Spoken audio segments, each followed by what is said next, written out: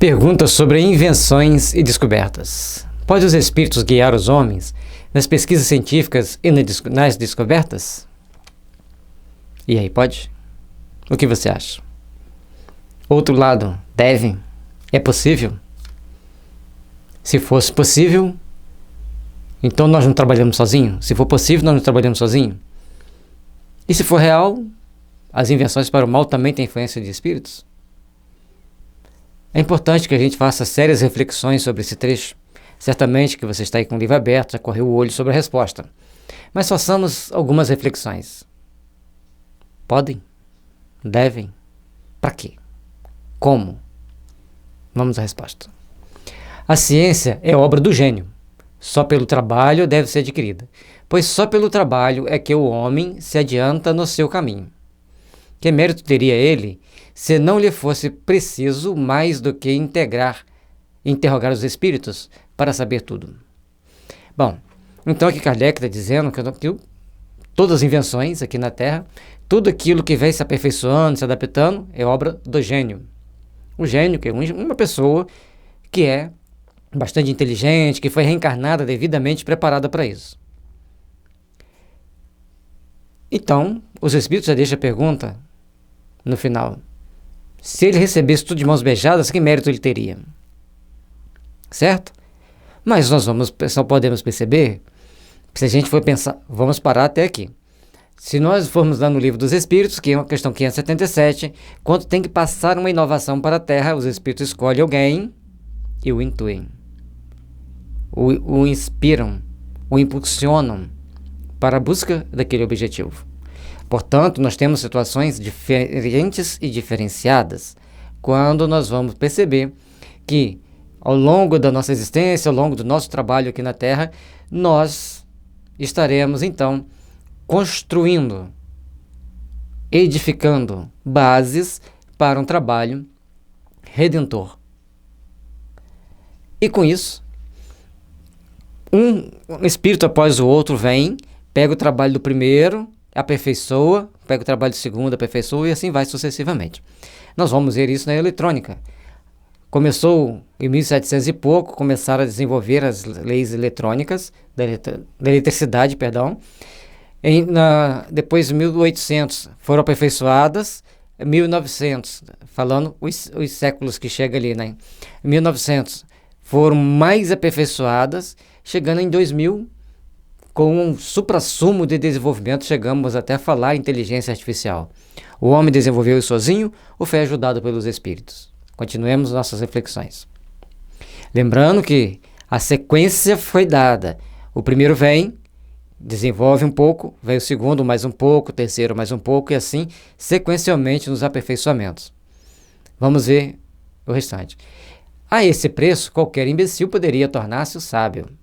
O mesmo se dá com as invenções e descobertas que interessam a indústria.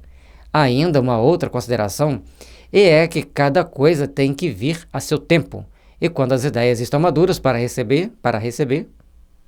estão maduras para a receber. Portanto, nós não podemos esperar que qualquer um vai receber dos espíritos as informações. São pessoas que vêm para trazer determinadas ideias, quando elas já estão preparadas para receber essas ideias, quando já estão predispostas a receber, já tem toda uma gama de desenvolvimento tecnológico para que as pessoas possam então receber o conjunto de informações necessárias para o processo evolutivo da humanidade. Isso é importante nós entendermos, que tem um prazo, vem um conjunto de ideias básicas, depois, em cima dessas ideias básicas, desenvolve-se mais um pouco, aprimora-se essas ideias, aprimora-se essas tecnologias, e assim vão gradativamente. Agora, quando as ideias estão maduras para recebê-las, vamos para frente. Se o homem dispusesse desse poder, subverteria a ordem das coisas, fazendo que os frutos brotassem antes da sua estação própria. Então, a questão que nós temos que entender aqui, não é simplesmente falamos, eu quero tal coisa aconteça. E aí, nós vamos ver que, colocando a carroça na frente dos bois, como a gente costuma dizer, teríamos subvertendo as ordens da tecnologia na Terra. No livro A Feira dos Casamentos, numa daquelas partes, eu não vou lembrar qual, mas o Rochester relata que um dos personagens do livro descobre um chá que ele poderia fazer um desdobramento consciente, e então ele ia aprender muito mais, porque com os espíritos aprenderia-se muito mais. E aí o protetor dele chega para esse cientista e fala assim: daqui você não vai passar. Esse campo é extremamente perigoso para a humanidade nesse momento. E corta-lhe o cordão vital, e ele então dormiu e não acordou. Portanto, os determinados experimentos que nós queremos fazer, que vai passar à frente daquela época, a espiritualidade controla muito. Tem um grande controle. Aí, e as armas? Eu sempre faço esse questionamento também. E as armas? Temos armas para destruir o planeta 10 vezes? Olha que estupidez. Mas essas armas, por incrível que pareça, garantem a paz. O ser humano ainda, algumas partes do mundo, ainda é muito primitivo. E até mesmo em torno de nós aqui no Brasil, nós vamos ver pessoas cometendo crimes bárbaros. A pessoa sai do limite da normalidade e entra num limite de anormalidade psíquica extremamente grande. Estudando o livro dos médiuns, a gente vai ver que tem uma influenciação dos espíritos maus muito grande. Então nós temos que fazer grandes reflexões. Porque certamente você deve estar pensando assim: os espíritos vão me ajudar a descobrir, e ajudam. Mas cuidado com as consequências. Vamos continuar. Disse Deus ao homem: tirarás da terra o teu alimento com o suor do teu rosto. Admirável figura que se pinta na condição em que ele se encontra nesse mundo. Tem que progredir em tudo pelo esforço no trabalho. Então não é a gente ficar deitado esperando as coisas acontecerem. Nós temos que estudar, nós temos que trabalhar, temos que dedicar. Se lhe dessem as coisas inteiramente prontas, de que lhe serviria a inteligência? Seria como o estudante cujos deveres o outro faz. Então, as coisas não podem vir prontas, você tem que fazer a sua parte, você tem que estudar e trabalhar. Porque a intuição virá para aqueles que estudaram e trabalharam. Até porque para você sentir o tamanho da responsabilidade. Quando a gente vai estudando o livro dos médiuns, os espíritos não chegaram assim: pega a caneta, agora nós vamos mexer a sua mão e vai escrever. Não fizeram isso. Deixou que Kardec e toda a sua equipe quebrasse a cabeça. Primeiro a mesa que batia, a mesa era muito pesada. Colocaram uma mesinha pequena, fizeram uma mesinha de 3 pés, que era mais fácil. Aí depois a mesinha que escrevia no papel. E foram aperfeiçoando, até que um dia um falou assim: e se usar a mão? E aí surge a psicografia. Então, vocês vejam que os espíritos estavam ajudando, mas eles foram passo a passo. Uma didática fantástica.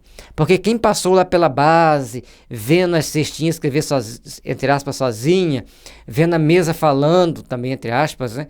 A mesa falando lá, usando código de letras, quem passou pelaquela didática, na hora que pegou a mão para escrever, ele já tinha aprendido a teoria, toda a base da informação, para ele saber: isso é psicografia, isso não é psicografia. Recentemente, a minha esposa estava lendo um livro que tinha vários autores, então tinha textos masculinos e texto feminino. Ela começou a estudar, leu o livro e falou assim: esse é o fulano que escreveu. Quando foi no outro capítulo, esse não é o fulano que escreveu. Aí quando foi no outro, isso aqui é uma mulher que escreveu. Então assim, cada espírito tem a sua... deixa ali impregnado naquele papel uma energia, uma ideia. Um tem uma parte prática, o outro tem sutilezas, o outro tem uma objetividade. Cada um tem seu estilo próprio para mostrar-nos direções a seguir, para mostrarmos como nós devemos procurar trabalhar no entendimento do outro, principalmente quando se trata das coisas espirituais. Vamos continuar nosso estudo, que ele é bastante interessante. O sábio e o inventor nunca são assistidos em suas pesquisas pelos espíritos? Kardec não dizia, é uma inteligência sublime, né? Lá, ele perguntou se os espíritos colaboram. E aqui, se eles não assistem. Olha a resposta também, como que era inteligência, movida por inteligências sublimes. Que a própria resposta já deixa campo para uma pessoa perspicaz fazer essa pergunta. Isso é muito diferente. Quando é chegado o tempo de uma descoberta, os espíritos encarregados de lhe dirigirem a marcha procuram o homem capaz de a levar a efeito e lhe inspiram as ideias necessárias, mas de maneira que lhe deixarem todo o mérito da obra. Inspirar, intuir, dar conselhos durante a noite, treinamento durante o sono. Aí a pessoa acorda, tem aqueles insights do gênio. Porque chegou a hora da ideia se materializar, chegou a hora da tecnologia vir. Então faz-se o intercâmbio. Nós estamos falando de espíritos conscientes, de espíritos responsáveis. Tá? Portanto, o progresso da ciência para o bem. Porquanto, essas ideias, preciso é que ele as elabore e ponha em execução. Ou seja, a pessoa tem que pegar as ideias que estão sendo intuídas ou inspiradas, elaborar os textos, elaborar de acordo com a sua capacidade, de acordo com a sua possibilidade e da execução. Sem fazer autopropaganda, certa vez eu estava lendo um texto do livro Homeopatia, Tratamento para o Espírito e para o Corpo. Eu li e falei assim, nossa, não foi eu que escrevi esse texto. Aí Yakov diz, realmente, você estava intuído por um grupo de espíritos. Eu já li esse livro aqui no plano espiritual. Esse aí tem mais ou menos 30%, 40% do que nós temos aqui. Ou seja, o que eu dei conta de trazer foi de 30%, 40%. E tem gente que fica assustado com o tamanho de informação, o quanto de informação tem naquele livro. Tamanhas informações. Portanto, vocês imaginem, se nós pegarmos um livro dos médiuns, que existe no mundo espiritual, deve ter conceitos muito mais amplos, que nós ainda não conseguimos entender. A extensão das possibilidades da mente humana, se a gente descobrir isso, a gente faz besteira demais. Então nós vamos caminhando passo a passo. E Emmanuel, em um dos seus livros, eu não me lembro qual, falando sobre os médiuns, ele diz que a mediunidade na Terra, séria, é controlada rigorosamente pelos espíritos superiores. Eu pensei, e aqueles que não são sérios? Não são controlados pelos espíritos superiores? Logicamente que são. Mas quando ele diz a mediunidade séria é controlada pelos espíritos superiores, é porque se nós queremos ter uma mediunidade séria, busquemos nos sintonizar. Busquemos trabalhar em sintonia com os bons espíritos, com os espíritos superiores. Aqueles que chegam ao nosso lado, nos deem a mão, nos puxem a orelha quando for preciso, e, acima de tudo, tragam para nós, aqui encarnados, ideias do bem, da solidariedade, da compaixão, da responsabilidade social perante as leis eternas, perante o Cristo. Vamos continuar aqui.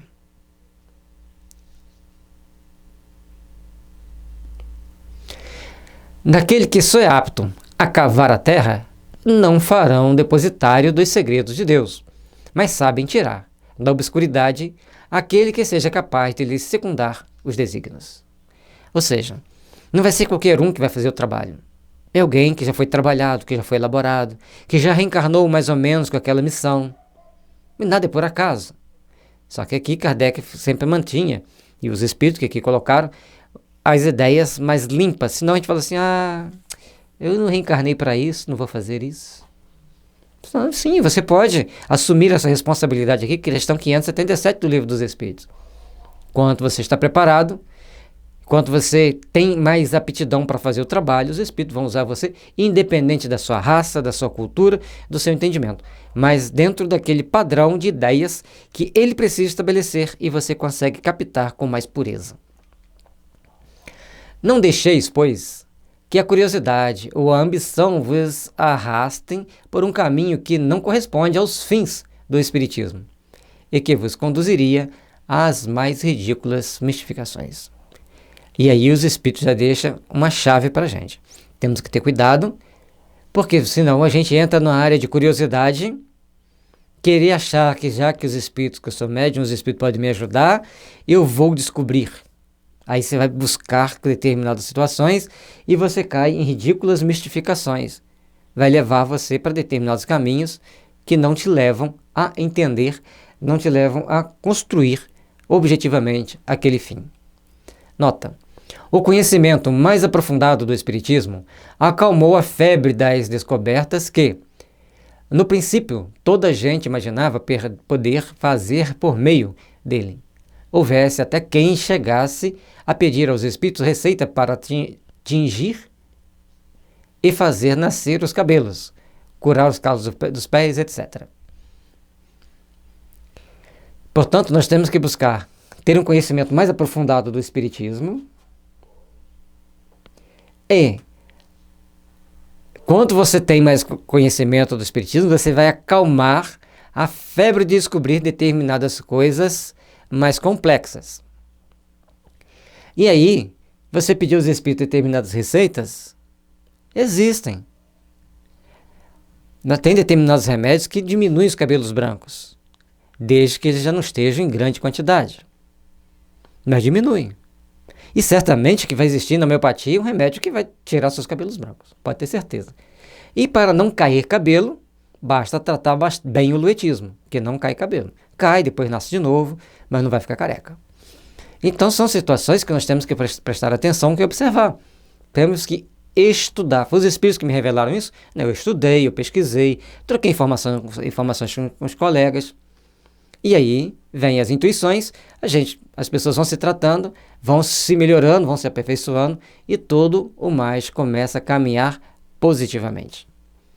Baseado nessas informações, é que vamos trabalhar os nossos sentimentos, é que vamos trabalhar a nossa postura do dia a dia e aí nós vamos nos tornar pessoas melhores. Cada dia que passa seremos melhores se, e somente se, fizermos nossa reforma ética e moral. A partir daí os espíritos podem até vir nos ajudar.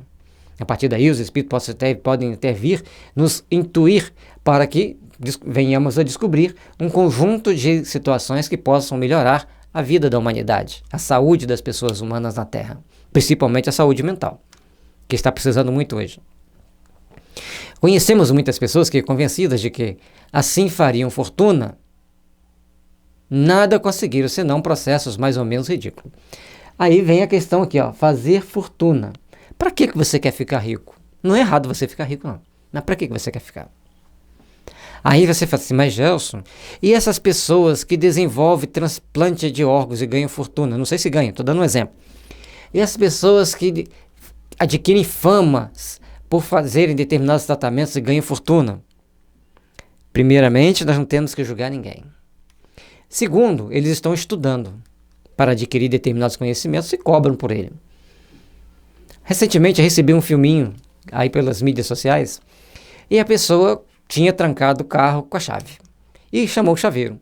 O chaveiro chegou e 10 segundos depois abriu o carro. Abriu o carro e tal, falou R$50 e ficou segurando a chave.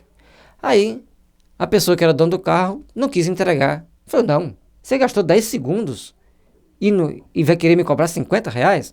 Ele aciona o alarme, joga a chave dentro do carro, a pessoa fica olhando assustada e fala assim, e agora, como que eu vou entrar? Então, e lógico que a pessoa fez um monte de explanações para o outro, que ele tinha feito engenharia, tinha feito curso disso, daquilo, e não ganhava R$50 em 10 segundos. Aí o chaveiro falou assim, bom, você tem tanto conhecimento, abre a porta do carro. Ou seja, todos nós que estudamos, que buscamos aprender alguma coisa, que pagamos para fazer esses cursos, temos que ter o direito a cobrar por aquele serviço que nós vamos prestar. Agora, temos que ter consciência de responsabilidade cristã. Se eu cobrar muito alto para prejudicar as pessoas que vão me procurar, se eu deixo de atender a quem não tem nada, porque só posso atender quem me paga bem pago, eu vou ter um preço a pagar perante a justiça divina, perante as leis divinas. Lógico que eu terei. Ah, mas eu estudei para isso. Não, você estudou para você ter o conhecimento, para você ajudar a humanidade, não para explorar a humanidade. Mas não tenho nada que julgar a vida de alguém, não tenho que interferir na forma de agir das pessoas. A gente deixa aqui uma dica cristã. Trabalhe com moderação, procure ganhar com moderação, até porque seu caixão não vai levar ouro para o mundo dos espíritos. Vai levar exatamente aquilo que você doar. Trabalhe com consciência e com responsabilidade, com respeito pelos seres humanos, com respeito pelas leis divinas e, lógico, com respeito por você mesmo, que aí vai tudo dar certo. Ponderação sempre. Portanto, vamos começar aqui, recomeçar aqui. O mesmo acontece quando se pretende, com a ajuda dos espíritos, penetrar os mistérios da origem das coisas. Eles não vão dizer a origem das coisas. Vão dar algumas explicações, vão falar algumas situações, e no meio dos textos, principalmente o Rochester, no meio dos textos do Rochester tem muitas dicas que as pessoas assim, mas, ou às vezes nem percebe que ele deu a dica. Como que você poderia imaginar que você pegar uma substância química, diluí-la 1000 vezes, e ela vai tornar-se um potente remédio? Aí você fala, mas isso não funciona. Eu falei, sim, se você tomar um remédio diluído 1000 vezes, desde que ele seja diluído e succionado, que é potencializado, né, vai te dar um efeito desastroso se você não tiver com perfeita sintonia, perfeita similitude com aquele remédio. Portanto, nós temos que ter as devidas responsabilidades em tudo que nós vamos fazer. E temos que também procurar entender que muitas situações nós só podemos aceitar ou deduzir mais ou menos, como diz o Hahnemann quando criou a homeopatia. A homeopatia é para ser aplicada segundo a teoria desenvolvida por mim, por ele, Hahnemann. Mas não tente descobrir a origem das doenças não, que você não vai chegar a lugar nenhum. Portanto, nós temos que procurar entender, hoje, sob a luz da doutrina espírita, algumas origens de alguns adoecimentos. Nós temos a leitura corporal, que nos dá algumas origens dos adoecimentos, mas é uma versão dos fatos. A versão maior, nós não vamos chegar a esse ponto. Mas como nós gostamos de uma explicação, gostamos de procurar uma resposta, a gente busca e a gente acha algumas respostas, mas não vamos achar todas as respostas. Assim, como demos o exemplo da homeopatia, é para tudo na vida, inclusive como foi criado os espíritos. Aí Rochester diz que quando o relâmpago atinge a célula de uma rocha, começa a nascer ali um princípio inteligente para desenvolver-se na vida vegetal ou talvez no mundo, no submundo dos infinitamente pequenos, das bactérias, dos vírus, etc. E ali começa a desenvolver uma vida espiritual, uma mônada. Para algumas pessoas, isso é uma loucura. Para outros, é um ponto de reflexão. Acreditar absolutamente que o Rochester está certo, ou refletir sobre aquilo que o Rochester passou para a gente. Portanto, quando os espíritos trazem uma revelação para nós, no início, a gente vai começar a pensar a respeito. Nós vamos começar a ver onde que tem ali lógicas. Se não bateu na nossa lógica, deixa que outros vão achar uma lógica. Para algumas pessoas, a homeopatia é um absurdo, para outras, uma realidade. Há 20 anos, eu me trato com homeopatia. Há 20 anos não tomo remédio químico. Então eu acredito na homeopatia. Eu entendo que muitas das vezes ela me faz passar muito mal. Mas aquele mal que eu passo naquele momento, eu vou ficar muito bem depois. E aí nós vamos seguindo. E eu costumo dizer, hoje aos 52 anos eu tenho mais saúde do que quando eu tinha 22. Aí as pessoas se assustam. Mas é uma realidade que cada um vivencia a seu jeito.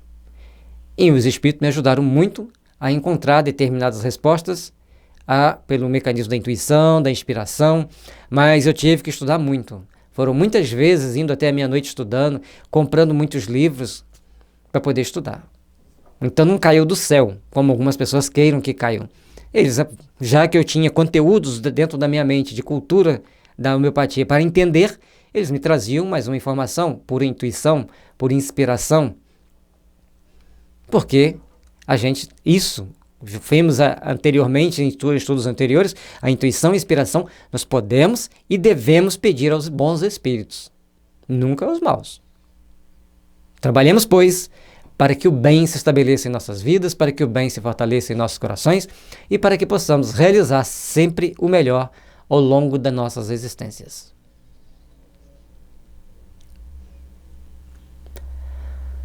Alguns deles têm sobre essas matérias seus sistemas que não valem mais do que a dos homens, e os quais é prudente não dar acolhida, senão com maior reserva. E aí, isso aqui é outro detalhe importante. Então, se você está me ouvindo, fala assim, já que os espíritos ensinaram isso aqui para o Gelson, eu vou estudar também e vou aprender. Questão 577, você preenche o pré-requisito? Qual a questão? Vai lá e lê a questão 577 do Livro dos Espíritos, tá? É um trabalho, dever de casa. Porque nós temos que procurar observar, e também tem um tópico que os Espíritos dizem que eu não lembro o número do tópico, mas está nos estudos anteriores, em torno dos 170 a 180, que ele fala o seguinte: cada médium tem um componente no seu perispírito para entrar em sintonia com os espíritos A ou espírito B. Ou seja, os bons espíritos, os espíritos sábios ou os espíritos maus. Isso é uma predisposição do médium. Em alguns médiums, eles não explicam porquê, falam assim, por algum motivo os espíritos superiores têm um cuidado especial com ele. Então nós temos que ter o cuidado, para nós não querermos copiar um médium, não querermos copiar outro médium. Certa vez uma pessoa falou para mim que viu um médium num determinado país que tinha um programa de televisão que ele dava consultas mediúnicas ao vivo. Eu falei, lá nesse país, aqui as leis espirituais são outras. Ele não gostou muito. Eu falei, vai fazer. Logicamente que ele não vai fazer. Então nós temos que ter cuidados. Kardec deixou claro que a doutrina espírita não é para subir em palcos, não é para subir em palanques. Aqui na resposta diz que não é para a gente buscar fortuna, é para a gente ajudar a humanidade, é para a gente ajudar a sociedade, que eles estão prestes a colaborar conosco.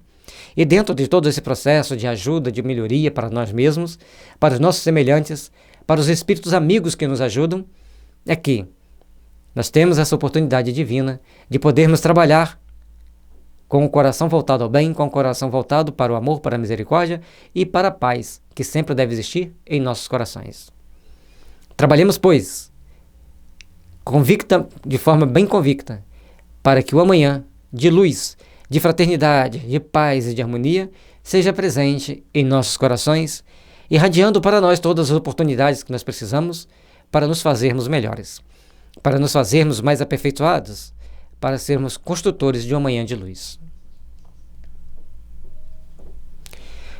Porque a misericórdia divina sempre deu ao homem o poder de transformar